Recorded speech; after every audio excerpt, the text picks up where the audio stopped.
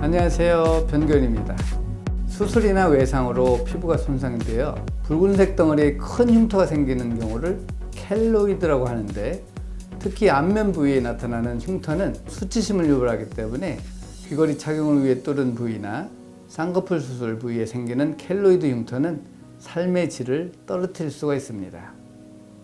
그래서 이번 시간에는 켈로이드의 원인은 무엇인지, 예방과 치료는 가능한지에 대해서 말씀드리도록 하겠습니다. 켈로이드의 원인은 유전적인 원인, 환경적인 원인, 피지 요인, 자가면역 질환 등 많은 의견이 있는데, 개인적인 견해로는 면역 과잉 반응으로 인한 자가면역적인 원인이 가장 크다고 생각이 됩니다. 자, 나무를 한번 보세요.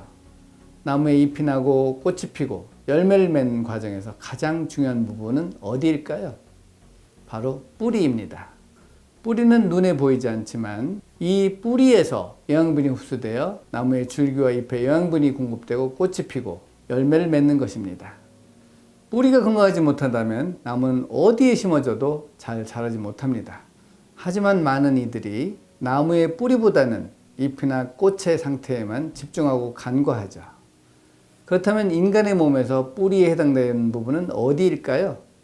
바로 장입니다.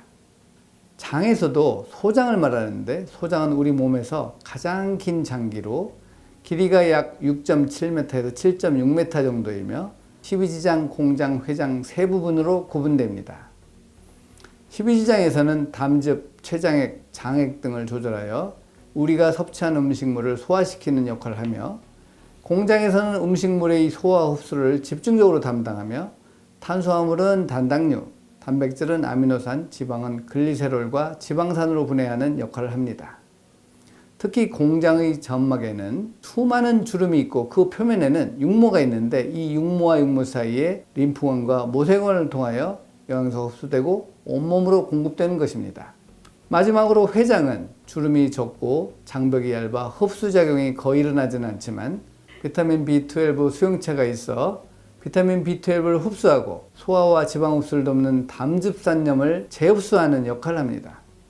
이처럼 소장은 나무의 뿌리와 같이 우리 몸에 필요한 많은 영양분을 흡수하는 기관이며, 면역세포의 80% 또한 분포되어 있어서 장에 문제가 생기면 각종 질환이 생기기 쉽습니다.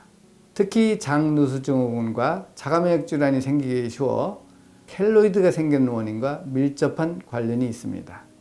그러므로 소장을 알아야만 켈로이드가 생기는 원인을 찾을 수가 있습니다. 소장은 앞서 말했듯이 영양분 흡수가 이루어지는 소화기관뿐만 아니라 외부 유해물질로부터 신체를 방어하는 면역기관이기도 합니다. 그런데 유전적으로 장이 좋지 않거나 잘못된 식습관, 지속적인 스트레스 등으로 점막이 손상될 수 있는데, 그로 인해 육모와 육모 사이의 틈이 이렇게 벌어지게 되면 장누수가 생기게 됩니다. 장누수가 발생되면 영양소와 함께 각종 독성 물질이나 유해 세균이 혈관을 따라 온몸에 돌면서 염증을 일으키게 되는데, 이때 상처 부위에도 만성 염증 반응을 일으킬 수 있는 것입니다. 결국 켈로이드는 장누수로 인한 염증 반응이라 볼 수 있습니다. 하지만 아직까지는 눈에 보이는 흉터만 보고 항생제, 소염제를 처방하는 경우가 많습니다. 이는 장내생충의 비율을 깨뜨려 장누수를 더 유발하여 오히려 심한 염증 반응을 일으킬 수 있으니 장이 좋지 않다면 복용에 주의하시는 것이 좋습니다. 그럼 켈로이드 예방은 가능할까요? 이미 생긴 흉터는 치료가 잘 되지 않기 때문에 미리 예방하기란 쉽지 않습니다. 다만 장이 좋지 않아 나타난 켈로이드는 유전적으로 장이 좋지 않아서 생기는 염증 반응이라서 평소에 흉터가 잘 치료가 되지 않는 증상이 있다면 미리 장 검사를 통하여 장 상태에 맞는 치료를 한다면 예방이 가능합니다. 그럼 이미 켈로이드가 있는 분은 치료가 가능할까요? 이미 조직의 변형이 온 분이라면 치료가 쉽지 않습니다. 다만 세포는 6개월 주기로 바뀌기 때문에 근본 원인이 되는 장누수를 치료하게 되면 염증 반응이나 피로감도 회복될 수가 있습니다. 우선 소장의 상태를 알아야 모든 문제를 해결할 수 있는데, 안타깝게도 소장은 속 시원하게 검사를 할 수가 없습니다. 위 내시경 검사는 위장과 12장까지만 볼 수 있고, 대장 내시경은 대장만 검사할 수 있으며, 소장을 검사할 수 있는 방법은 캡슐 내시경이나 풍선 내시경으로 가능하다 알려져 있지만, 캡슐 내시경과 풍선 내시경도 의미가 없습니다.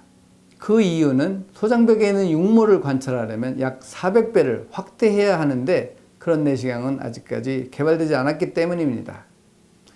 내시경으로 직접적인 검사는 할 수 없지만 다행히 간접적으로 소장의 기능을 검사할 수 있는 방법이 있습니다.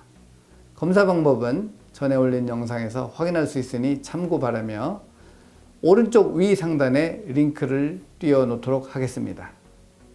여러분, 우리 인체는 유기적인 관계를 가지고 있습니다. 그러므로 어느 질환이 있을 때 단순히 그 부분의 문제로만 생각해서는 해결되지 않는다는 것을 명심하시기 바랍니다.